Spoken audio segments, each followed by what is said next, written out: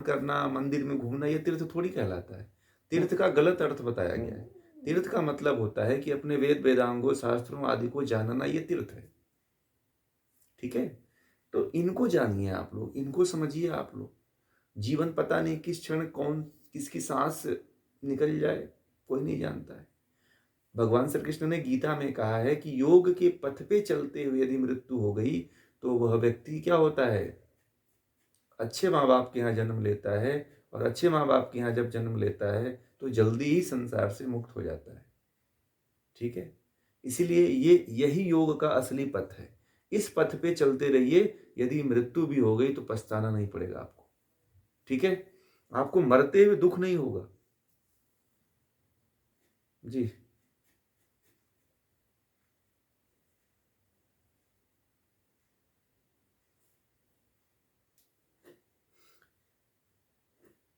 हाँ, अगर उसकी उसका अल्प आयु है तो उसका जो कर्म होता है, उसके कर्म के अकॉर्डिंग ही उसको उसकी आयु निर्धारित होती है। ठीक है, जिसकी अल्प आयु होती है। जी नहीं, वो उसका उसका एक जन्म थोड़ी होता है। उसने पिछले हजार जन्म, लाखों जन्म ले चुका है। आपको लगता है ना कि वो बच्चा था और 20 साल में मर गया। वो दुनिया का सबसे बूढ़ा आदमी था। आपकी जीवात्मा जो है दुनिया की सबसे प्राचीन आत्मा है। जब से सृष्टि हुई है तब से आपकी जीवात्मा है। सृष्टि से पहले भी अनादि है जीवात्मा, जिसका आपके जीवात्मा का कभी प्रारंभ नहीं हुआ है। और आपके जीवात्मा ने अरबों खरबों जो है जन्म ले चुकी है, अरबों खरबों बार जन्म ले चुकी है। और उसने कितने अच्छे और कितने बुरे कर्म किए हैं। परमात्मा सबको जोड़ के देता है। इसीलिए 20 साल में, 25 साल में, 15 साल में व्यक्ति मर जाता है। ठीक है,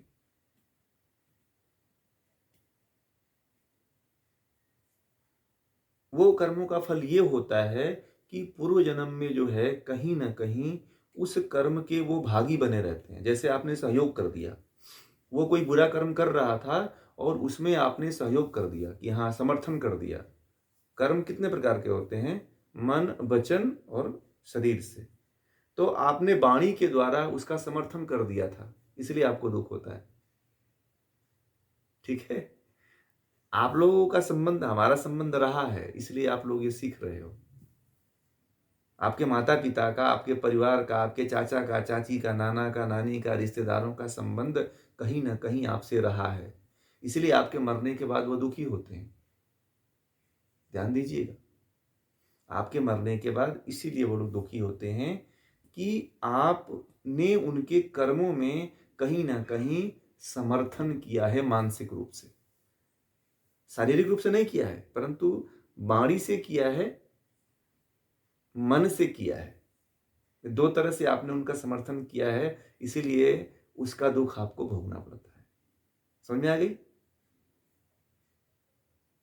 जैसे कोई गलत, हाँ, कृतकारित अनुमोदित। हाँ, अगर आपने किसी कोई बुरा कर्म हो रहा है, ध्यान से सुनिएगा, यदि कोई बुरा कर्म हो रहा है तो उसमें मन से समर्थन मत करिए, वाणी से मत समर्थन करिए। जैसे लड़का आपका है, कोई किसी का सामान चुरा के लेकर के आ रहा है, आप देख रहे हो कि चुरा के लेकर के आ रहा है, तो मन से समर्थन मत करो, वाणी से समर्थन मत करो। तुरंत बोलो भैया तुम ये चोरी कर रहे हो, जल्दी वापस करके आओ। ठीक है, समर्थन मत करिए कि चलो एक फूल ही तो तोड़ा है, नहीं, फूल वापस करके आओ, चोरी नहीं जरूरी है। मैं मन, कर्म, मन, वाणी और शरीर,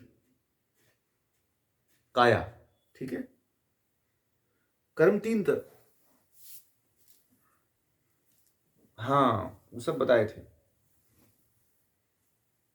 हम्म, वो पूरा पूरा बताया गया है आपको। और सबसे बड़ी बात है कि कोई भी व्यक्ति है ना, आप लोग आपसे आज के बाद ध्यान दीजिएगा कि मन से और वाणी से कर्म मत करिए। जैसे कि आप कोई मर मर कोई, जैसे ना कि कोई मरता है ना, तो जैसे कि कोई तीन तीन लोग एक गाड़ी पे जा रहे हैं, ध्यान से सुनिएगा। तीन लोग गाड़ी से जा रहे हैं, जो गाड़ी चला रहा था वो गाड़ी लड़ा दिया और ऑन द स्पॉट वह मर गया, और दो नहीं मरे। 2 घायल हो गए, ठीक है? तो वह कर्म का फल यही होता है कि पहला व्यक्ति ने कोई बुरा कर्म ज़्यादा किया था, बुरा कर्म, दूसरा व्यक्ति ने वाणी से उसका समर्थन किया था और तीसरे व्यक्ति ने, सबको चोट अलग-अलग लगती है कि नहीं लगती है? बताइए, एक जैसी चोट तो सबको लगती नहीं है। तो जो तीसरा था वह मन के द्वारा कर्म किया था, तो उसे हल्का चोट आती है। एक लोग मुझसे पूछे थे कुछ दिन पहले कि उत्तराखंड में जा रहे थे इतने लोग जो है, बस से जा रहे थे और उसमें 15 लोग सवार थे और सारे के सारे लोग मर गए। तो मैंने कहा कि कोई बुरा कर्म हो रहा था, उस बुरे कर्मों में 15 लोगों ने समर्थन किया था, शारीरिक रूप से भी, मानसिक रूप से भी और वाचिक रूप से, वाणी के रूप में भी। तीनों तरह से यदि आप कर्म करते हो और किसी का समर्थन कर देते हो, तो वहाँ पे आपको सभी को उसका भागी होना पड़ेगा। महाभारत में भीष्म पितामह को क्यों मारा गया? द्रोणाचार्य को क्यों मारा गया? यही कारण था। भगवान श्री कृष्ण ने कहा था कि जब द्रौपदी का चीरहरण हो रहा था, तो ये महात्मा लोग सब लोग थे और मन से, वाणी से और कर्म से इन दोनों आचार्यों ने और भीष्म पितामह आदि ने भी, कर्ण आदि ने समर्थन, विरोध नहीं किया, समर्थन किया। इसलिए इन सबको मारना पड़ेगा। भगवान श्री कृष्ण से पूछा गया था ये बात लास्ट में कि ये हाँ, अगर देख, भगवान श्री कृष्ण से पूछा गया था कि भीष्म पितामह क्यों मारे गए? उन्होंने तो कोई बुरा कर्म नहीं किया था। द्रोणाचार्य क्यों मारे गए? उन्होंने तो कोई बुरा कर्म नहीं किया था। बोले कि द्रोणाचार्य ने अपने शरीर से बस केवल कर्म नहीं किया था, परंतु जब द्रौपदी का चीरहरण हो रहा था तो उसमें वो भी शामिल थे। ठीक है? इसीलिए जो है, इस इतने बड़े कर्म का मृत्यु के रूप में उनको फल भोगना पड़ा था। समझ में आ गई बात? आप समझिए कितना खतरनाक है कर्मों का खेल। आप लोग कोई भी कर्म कर लेते हो, कहीं कोई घटना होती है तो वहां पे खड़ा होकर देखने लगते हो। अब सबसे बड़ी बात है कि पड़ोस में झगड़ा हो तो कान लगा लेते हो कि सुने क्या हो रही है, क्या कौन कौन सा शब्द क्या क्या बोला, कौन कितना गाली दिया, कौन किसको क्या बोला। क्यों सुनीता जी? सब याद रहता है कि नहीं रहता है?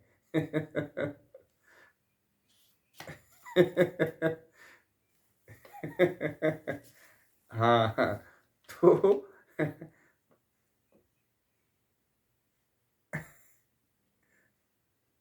हाँ, आप उसमें अच्छा कर्म करने जा रहे हो ना। उसमें क्या होता है, अगर आप मान लीजिए कि उसका समर्थन कर देते हो, अगर बुरा कर्म होता है, बुरे कर्म का समर्थन करते हो, आपके सामने कोई गलत कार्य हो रहा है, उसका, जैसे कि वाल्मीकि थे, वाल्मीकि का एक वृत्तांत बताऊं। वाल्मीकि कवि कैसे बने पता है? वाल्मीकि ऋषि कवि कैसे बने? ध्यान से समझिएगा, सुनिएगा इसको। वाल्मीकि ऋषि एक जंगल में परिभ्रमण कर रहे थे, वहीं पे एक पक्षी थे, दो दो पक्षी थे, आपस में सहवास कर रहे थे। तो एक शिकारी ने जो है उनके ऊपर तीर मार दिया और एक मर गया, उसका दूसरा एक साथी उसका, और एक जो है क्या हुआ, उसके वियोग में तुरंत तड़प करके मर गया।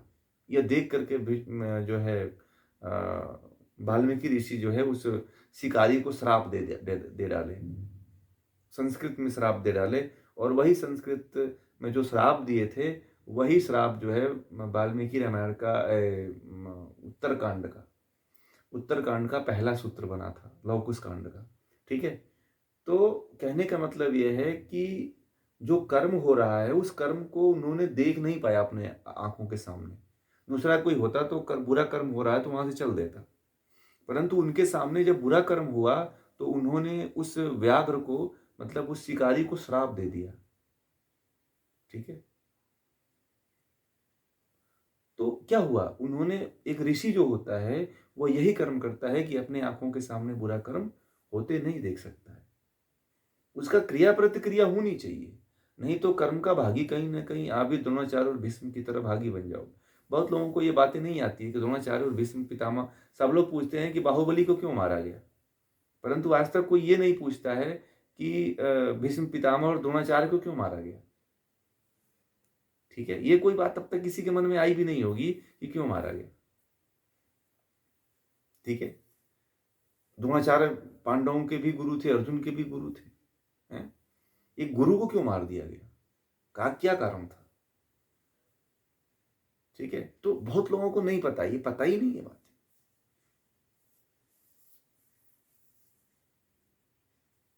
हाँ, समर्थन कर दिए ना, मन और वाणी से समर्थन कर दिए, तो कर्म हो गया ना, तो कर्म का फल तो कहीं ना कहीं भुगतना पड़ेगा।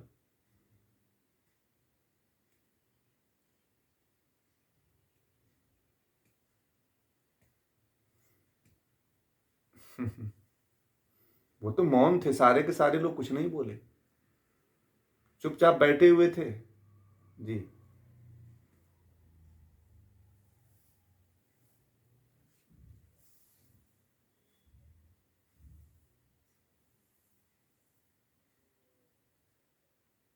नहीं, उसकी उपेक्षा कर दो, आप पूरी दुनिया को नहीं देख सकते, उसकी उपेक्षा करके आगे बढ़ जाओ।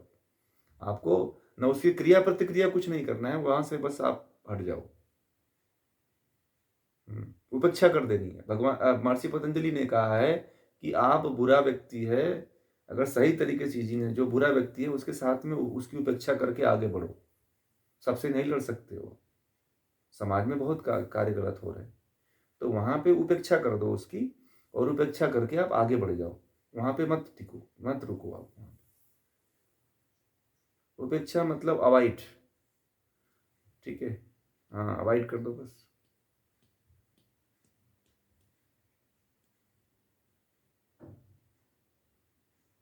नौकरी लगती नहीं है, टिकती नहीं है, तो ये कर्मों का फल है, जो धन जैसे नौकरी क्यों कर रहा है व्यक्ति, धन को प्राप्त करने के लिए। तो आजकल जब धन जब जिसके पास हो जाता है, तो एक एक कवि हुए हैं, वो कहते हैं कि वही पशु प्रवृत्ति है कि आप ही चरे, वही मनुष्य है कि जो मनुष्य के लिए मरे। ठीक है, वह पशु प्रवृत्ति है कि आप कमाते हो और अपने खाते हो, यह क्या है? पशु पशु तो केवल अपनी अपने अपने बारे में सोचता है ना, परंतु जब आप कमाओ ना, तो पूरी दुनिया के बारे में सोचो। आजकल के ऐसे ऐसे लोग हैं कि एक पूरा घोटाला करके बैठ जाते हैं धन का। ठीक है, तो ये पशु प्रवृत्ति है। तो इस तरह के लोगों, पूर्व जन्म का उनका जो कर्म रहता है कि पूर्व जन्म में जब वो उनके पास धन था, तो वो क्या कर रहे थे, उसका उन्होंने केवल अपने उपभोग किया, किसी दूसरे को उसमें शामिल नहीं किया। ठीक है, यह पशु प्रवृत्ति है। इसीलिए व्यक्ति जो है, व्यक्ति को नौकरी आदि, धन आदि का स्रोत नहीं मिल पाता है, न लग पाता है। ठीक है, जो दिया रहता है ना, उसी को मिलता है। मैं क्यों आप लोगों को कहता हूं कि दान दो, पुण्य करो, आज का दिया हुआ कल मिलता है। ठीक है, आज आप दे रहे हो तो कल आपको मिलेगा। इसीलिए ना, कंजूस मत बनिए। ठीक है, आपका पैसा बैंक में बैंक वाला ले लेगा, अपने जीते जी ना, पूर्व जन्म का फल है। और जब तक पूर्व जन्म का फल नहीं कटेगा, तब तक आपके साथ यही है, ऐसा ही होता रहेगा। आप धन जो होता है ना, धन के बहुत लोग लालची हो जाते हैं कि ये मैंने कमाया है। ठीक है, आप कमा रहे हो ना, तो उसमें 100 लोगों को जिलाने की क्षमता रखो, अपने ही केवल उसको गटक के मत बैठ जाओ। और यदि ऐसा करके आप मर जाते हो ना, तो पूर्व जन्म में आपको ऐसी दिक्कत आती है।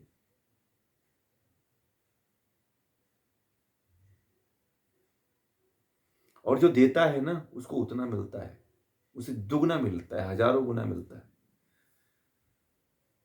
ठीक है,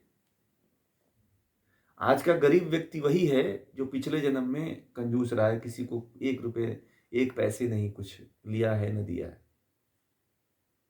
और अमीर वही है जो लुटाया है धन को इतना। हाँ, 10 शास्त्र शास्त्र कहते हैं कि अपनी कमाई का 10% व्यक्ति को दान करना चाहिए। ठीक है, नहीं, मैं तो वीडियो में, कई वीडियो में बोला हूँ, 10% नहीं कर सकते हो, 1% तो कर सकते हैं, हैं? 1 रुपये तो कर सकते हैं ना। यही चीज़ होना चाहिए, यही धर्म है। इसीलिए आज हमारे देश में जैन संप्रदाय क्यों आगे है? आप लोगों ने कभी सोचा कि वो आगे बढ़ गए, हम लोग पीछे क्यों हो गए? हिंदू अपने सनातन संस्कृति वाले क्यों इतना पीछे पड़ गए हैं? क्यों? क्योंकि वो कहीं कहीं कोई दान पुण्य ही नहीं करते हैं। पुण्य सबसे बड़ा वो मानते हैं। देखो एक-एक जैनी मिलेंगे आपको जो उम, दा जब दान देते हैं तो अरबों करोड़ों रुपए का दान देते हैं। ऐसे नीचे का बात ही नहीं करते। ठीक है? और हमारे यहाँ तो किसी को माँग लो 1 रुपया तो बोलेगा कि हम कमा रहे हैं तो इनको हम दान दें। तो जितना देते हैं उससे लाखों गुना उनके यहाँ क्या होता है? भर जाता है। आता भी उतना ज़्यादा है। इसीलिए तो मैं कहता हूँ आप लोगों को कि 10% दान देना सीख लो आप लोग। और जितना इसमें जुड़े हुए हो लोग ना, आज से आप लोग भी शुरू कर लो, धन की कमी कभी नहीं होगी। आप 10 रुपया दान दोगे ना, आप 10 रुपया दान दोगे, वह आपको 10,000 रुपये बन करके मिलेगा।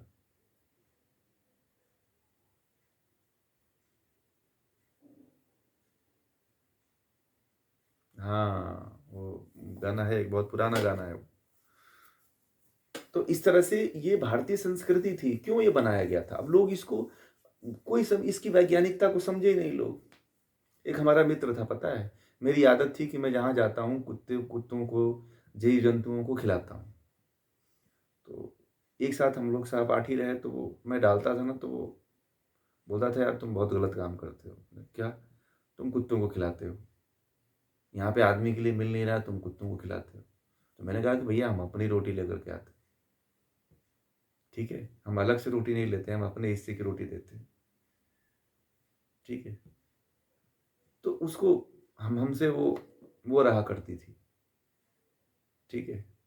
कि मतलब ये व्यक्ति है रोटी जो है ना, तो वो क्या करता था रोटी कम बनाता था।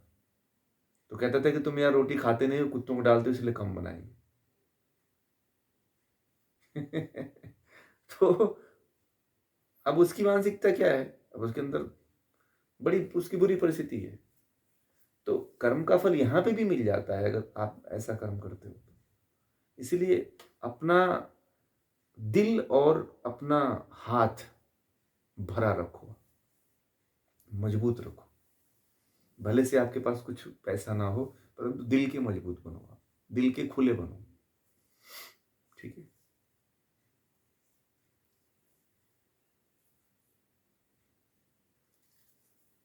हुँ। अब उसको हिंदी में बता दीजिए ना, सब लोग जान जाएँ।